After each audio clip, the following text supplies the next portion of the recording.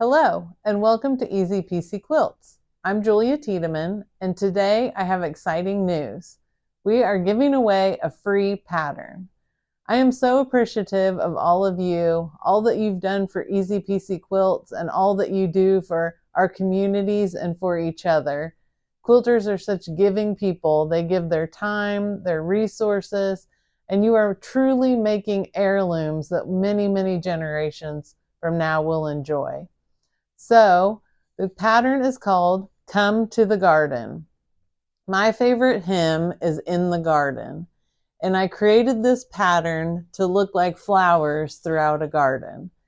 It's a simple pattern that is skilled beginner and above, and because it's free and I'm offering it to anyone who would like it, we're going to go through the pattern a little bit more thoroughly, and I think that'll also be a great opportunity for us to connect and do a little bit more with this quilt pattern.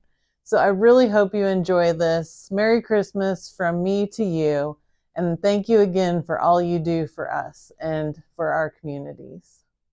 One of the reasons that I wanted to do a free pattern is I wanted to be able to kind of go through the pattern in a more in-depth way in order to give you a better idea of how to read one of my patterns. This pattern, the free pattern for 2024, is Come to the Garden. It's pattern 132. This is available on my website, and there will be a link in the description box below. This does not have any Y seams. We have 4 quilt sizes that are included, and it is considered a skilled beginner level pattern. If you look at the back of one of my patterns, I always give a little description of what I think when I'm designing the pattern, or what my intentions are with the pattern. And I like to give you a little insight as to what I think the pattern represents. So that's that section. And then you will get a detailed fabric yardage section as well on each fabric that's included in the pattern, as well as the yardage, which is pretty typical. And I'm trying to get a video tutorial library on YouTube put together for most of my patterns. I think that's a valuable resource when you're making something, to be able to see it. I'm a visual learner, and I think that's important. So I am working on doing, hopefully getting most of my patterns on there. And then all of my patterns have a general guideline section, which is, just the basics. We use 1/4 of an inch seam allowance. Our binding is kept 2.5 inches wide, those kind of things. There's a QR code to my website, so it's easy to scan and get to my website if need be. And then obviously my patterns are sold wholesale in quilt shops. So have your quilt shop ask to carry my patterns. I would love that. Thank you. So I've got the first page pulled up. This is the page with all the strip cutting instructions. So what it looks very, very busy, but we're going to break it down, and it's going to end up being your best friend. So the first thing you need to do is decide what size I'm using. So let's use the crib size as an example. So right away, all of these other columns go away. We're not using any of these numbers. So for piece A, which you can see throughout the pattern, the pieces are all labeled. So once you get them cut, you're able to put them in the blocks and the quilt top. So we know that A is made out of a background fabric strip. You're going to cut 1.5 inch by width of fabric strips off your yardage. You're going to need 8 strips, and you're going to need 32 A pieces. And each A piece is 1.5 inches, obviously, because we just cut strips that were 1.5 inches. So we know you're going to be subcutting 8.5 inch pieces off of that strip. So once you cut 8 strips, you will be able to get the 32 pieces you need to make the quilt top. And it just goes down like that all the way through. You'll get all your fabric, you'll get all the pieces that you need cut from strips and the sizes that you need to cut from the strips. And it just, you go boom, boom, boom, boom, boom down the list, and you'll have all of your pieces cut. These don't have pieces because we're going to be just assembling them in strip sets and then cutting them, because it's going to be a lot easier to do it that way. So our sashing is all going to be done in strips. So you're going to take 6 strips of the petal fabric, sashing petal fabric, and 3 strips of the background fabric. And that's going to make your strip set, and we'll get into that in the next portion of the pattern. So this quilt is made up of 1 block. Here's your block. We've already cut all of our pieces over here. These pieces were originally cut in squares. So what you'll see is that D, when we come over here, D is a background fabric square, but we cut it at 2 3/4 by 2 3/4, which is a square. So over here, what we know is that this obviously is not a square. So all of our D pieces are going to be cut in half to make 2 triangles. And that's, if you cut the number of D pieces over here that you needed, and then you cut them all in half, you'll have the amount of D pieces needed to make your entire crib size quilt. And so on. The same with E pieces. The E pieces are going to be cut twice to make our triangles for this area. And then there are always detailed diagrams on how to assemble the pieces throughout the block. And then we have on this diagram, I also show you what direction to press the seams so that they will nest. So you can see that this seam is pressed out this way, this seam is pressed in, this seam is pressed out. So when you assemble all 3 rows, you will get nested seams throughout the block. And then you'll add your A and B pieces, and that block will be complete. And here's where we get to the sashing instructions. The sashing is going to all be strip piecing. And we're going to go through all these sections and actually show you with fabric how I've done all this. But you know that your F and G pieces will be strips, and then you're going to cut 2.5 inch units off of the strip set. And so you know, if you make 3 strip sets, right here is the table for that. So if you make 3 strip sets, which if you have 2 F pieces and a G piece for the strip set, and you cut 6 and 3, that's going to get you 3 strip sets. You're going to cut 40 subcut units off of that, and that will get you all the sashing you need for the entire quilt, which is a much easier way to go about making all the sashing, is just, you know, making strip sets and subcutting it. All your sashing is going to be done very quickly for this quilt. So that's the fun part about it. And then we've got your J pieces, which are just the centers of these, the sashing pieces. Actually, they're the cornerstones of the quilt sashing. So the other part of my pattern is detailed instructions on how to assemble the border, which is also pieced. The first inner border is pieced. And then you've got an outer border that is just background fabric, and that is discussed here with the sizes of each border, as well as how many strips you're going to need to construct the border. And what I like about actually putting the entire picture of the quilt top in my patterns is you can see every piece that's in the quilt right there with the size that you're making. So if you want to blow this up on a copier, I know that I can't obviously make these huge, but it's so nice to be able to say, you can even go through and label these and say, okay, you'll have the exact numbers of pieces you need, you know, with our strip cutting instructions here. It'll tell you exactly how many of each piece you need, but it's nice to be able to see where every single piece in the quilt top fits when the quilt top is complete. And that's what's also included in the pattern. So without, you know, boring you to death about how to go through all the pattern in detail, but I just wanted to let you know how much information is in one of these patterns and how it can be helpful to you. So let's go ahead and we will use our pieces to construct the block, and then also the sashing, and we will get started on this quilt.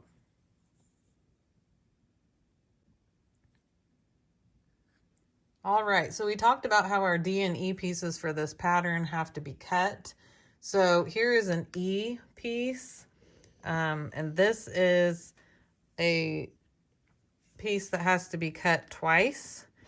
Has to be cut from one side, and then we turn our ruler, try and make sure that those pieces stay aligned. I know sometimes it's hard. And then we're going to align that again, and we're going to cut it this way. So now we have our 4 E pieces, and then we talked about the D piece is only cut once. So there's that, and you can cut multiple at a time. Actually, I'm going to need 2 of these. So you can cut these in a pile of however many you feel comfortable with. So I would say 4 to 6 at a time. Make it go faster.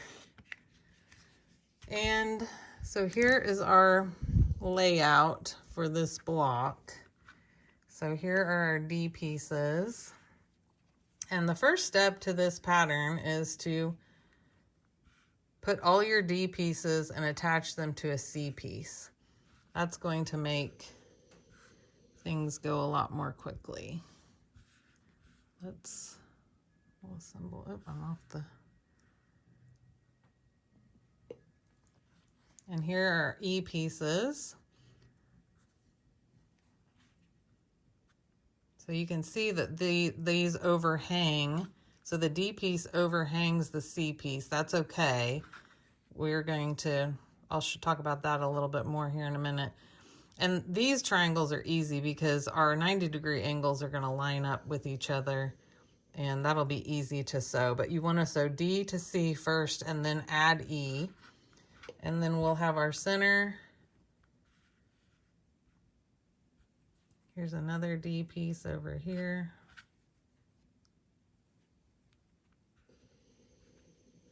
My iron is hissing, sorry.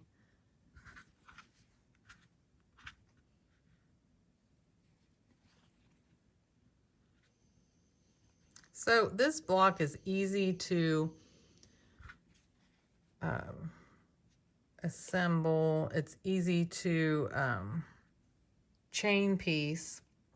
So the first thing I do when I'm making this block is I chain piece all of the D and C pieces and run all of those through the machine, and that will get us to the point of having that done. Then for 2 of the blocks that are the units that I get from that, I will attach it to the center square. And then for the other 2, I will go ahead and attach the E pieces and chain piece that. And then we will have all 3 units that we need to make our block, and that makes it easy.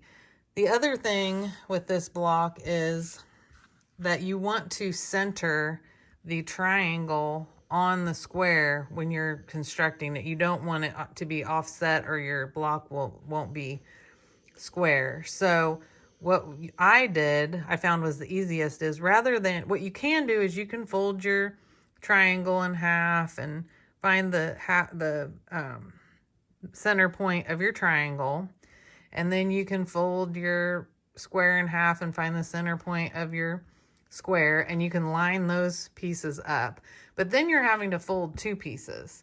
So what I ended up kind of coming up with is, you know that your triangle is going to be lined up along this edge, right side together, fabrics right side together. And you know that this point should be in the center. So what I did was I just folded the squares, found the center point of the square. I didn't bother folding this. And then I lined up my fabric over here, and then I put that point right in the center of the opposite side of the square. And now I know, now I know that that triangle is centered on the square, and I only had to fold one rather than mess with two, and I can zip those through the machine a lot faster that way. The other important part of this quilt is we are going to strip piece the sashing. So what you do is you have two fabrics for the petals, the sashing petal fabric, with one strip of the background fabric, and you sew that to either side of the center. So what you're going to end up with is 3 strips of fabric that are sewn together like this. I think your temptation is to go ahead and press these out, and you can do that. I mean, that's not going to hurt anything. But I found you can actually stack multiple layers of this sashing on top of each other a lot easier before it is ironed or pressed out, and it just lays nice and flat, and it lays right on top of each other. And then I have a 2.5 inch wide ruler, which I love and I use all the time, and I'll put that, actually I'll link that below, because it makes this project so much easier. Your brain just doesn't have to think when it's cutting these strips. So you just go along here after you're done strip piecing that, and you cut off your sashing, and you'll remember that it only takes 3 strip sets to make the entire sashing for the crib quilt. So all of your sashing pieces come out, and it's so easy, and that's half the quilt. So making 3 strip sets and you'll be done with pretty much half the quilt, which makes this fun, easy, fast, and I love that about this pattern. So because we're working with triangles, I wanted to actually show you how I was constructing this quilt block. I've got my leader fabric in, I've got my stitching started, we've got our square fabric here. We already talked about finding the middle point there and lining up the point of our triangle there. We're going to line the edges of the fabric up on this side, and then we're just going to start sewing. Put it through the machine. We're always using 1/4 inch seam. And the other thing is, this fabric will stretch. It's on the bias, so we want to make sure we're kind of holding everything steady as it goes through the machine. You can pin. I am not a pinner. I very rarely use pins. That's a preference thing. So we're gonna line this guy up and keep going. We're chain piecing.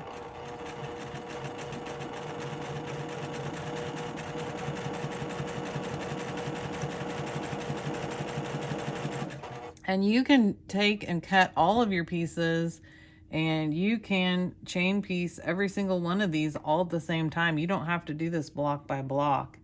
You can think ahead and do your whole quilt top, and that makes it even easier.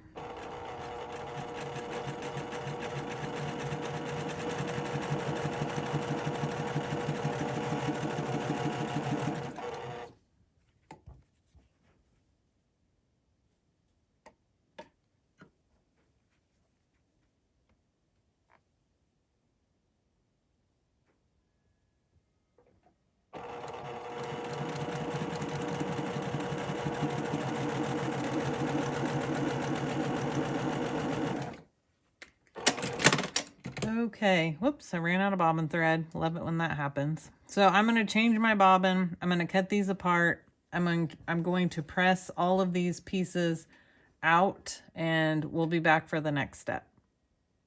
All right, so for 2 of these, we're going to attach them to the center block.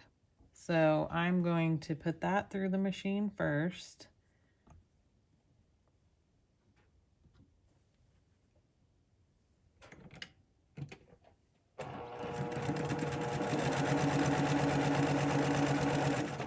And then the other 2, we're going to attach these E triangles to. And what we're going to do is just line up this corner. And this is going to overhang here. And it should be about 1/4 inch in. This one looks a little bit bigger. But yeah, just go ahead and do your 1/4 inch seam all the way down the side. Same thing with this one. We're gonna line this corner up here. And this one is a little more accurate. It's gonna be this little divot right here should be 1/4 inch in. So we're gonna go right into that with our stitching. And unfortunately, it's not gonna be perfect every time because our cutting is not gonna be perfect every time, but it'll be fine. So this, we're obviously gonna add this to. We're working on but 2 different parts of the block at the same time. It's just easier to run everything through.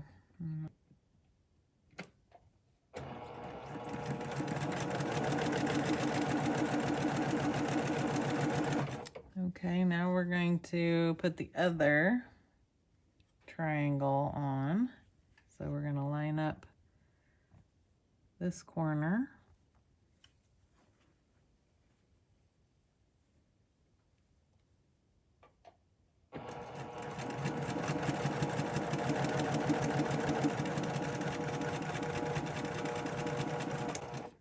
And the same with this one.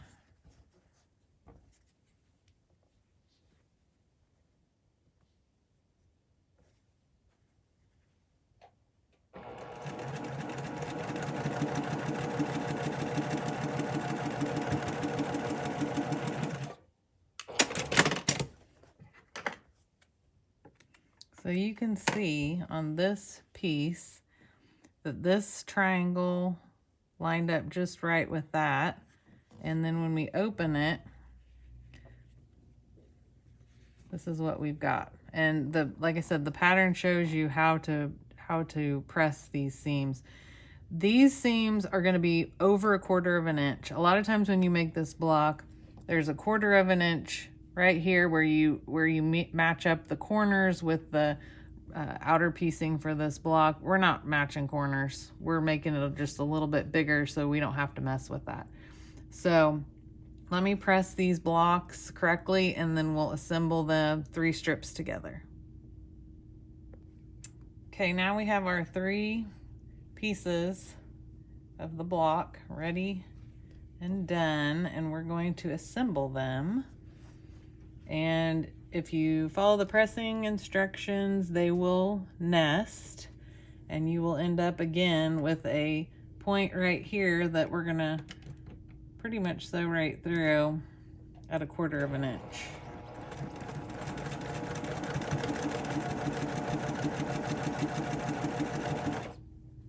And again, you can pin these, that's fine. When I nest seams, it makes it so easy because even huge sashing strips, things like that, it's just you line up so easily with nested seams. All right, there we go. And you can see, look, now that we nested those points, they are perfect. They line up perfectly there, line up perfectly there. Now I've got another one to do and it won't end up lining up now that I bragged about that one, but we're just gonna attach this other side here.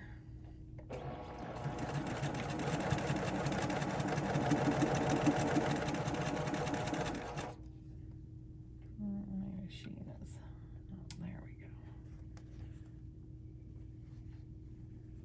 I just march my way down and to the next nested seam and put that in place and then keep going.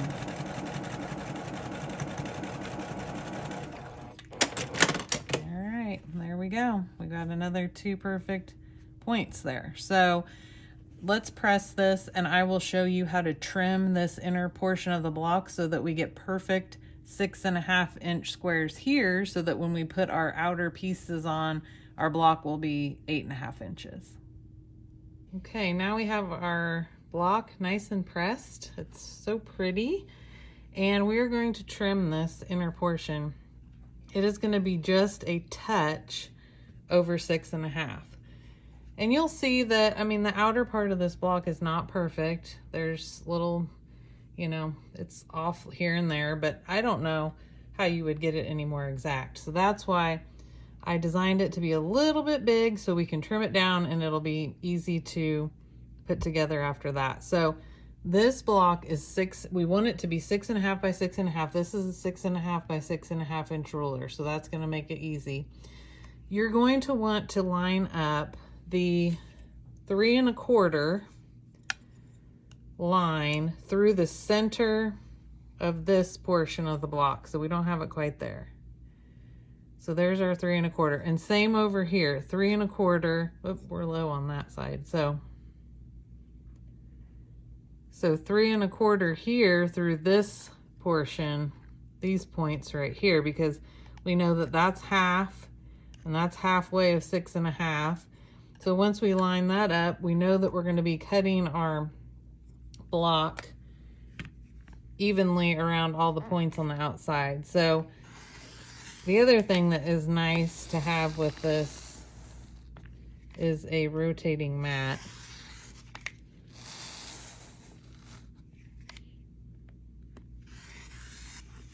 So you'll get most of your dog ears with this just going around the outside. I'm gonna line this back up again. I moved a little bit.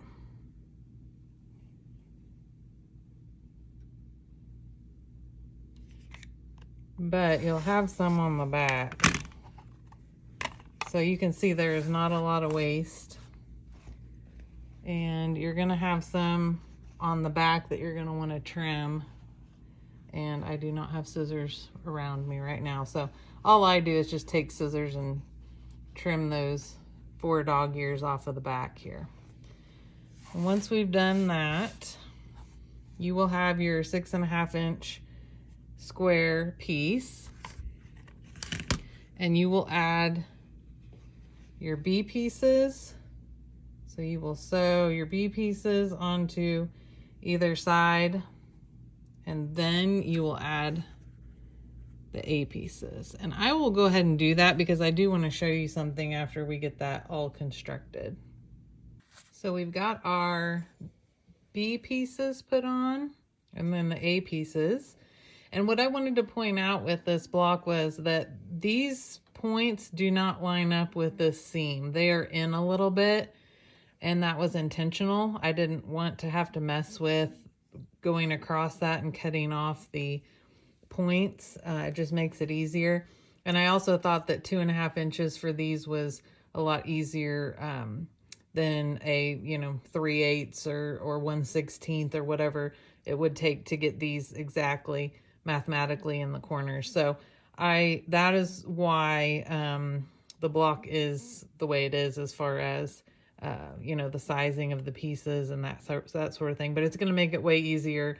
We don't have to mess with those corners, and we just sew down and our block will be complete, and it will be 8.5 inches. So I laid out a couple of blocks and sashing pieces just so you could kind of get a sense of how this quilt comes together. The sashing pieces, the cornerstones, they are going to be pieced together in a strip, so a horizontal strip. And you can look at this last page to see exactly how many strips you need and how they attach to the blocks below them, but it's pretty self-explanatory. So you're going to make a horizontal row of this, and then the next row is going to be your sashing pieces in between your block pieces, and then the next row, and so on.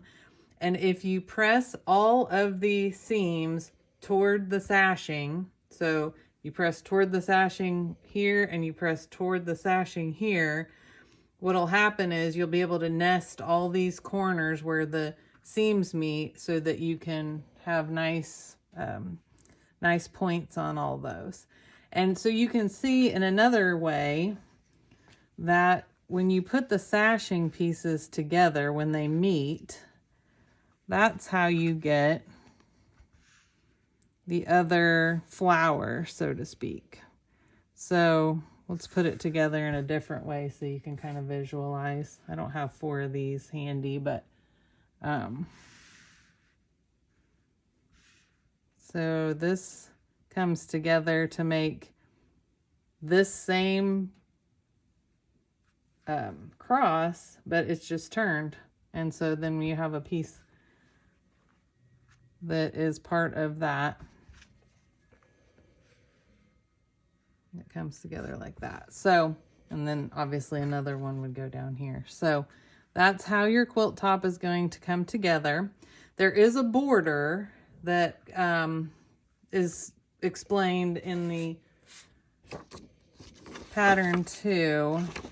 So you're going to have, in order to complete these blocks here, or where the sashing pieces meet, it's not really a block necessarily, you are going to have an outer border to complete those. And that is all discussed on page 4 of this pattern. So it's going to act like a border, but it's going to be a pieced border, and you're going to line it up.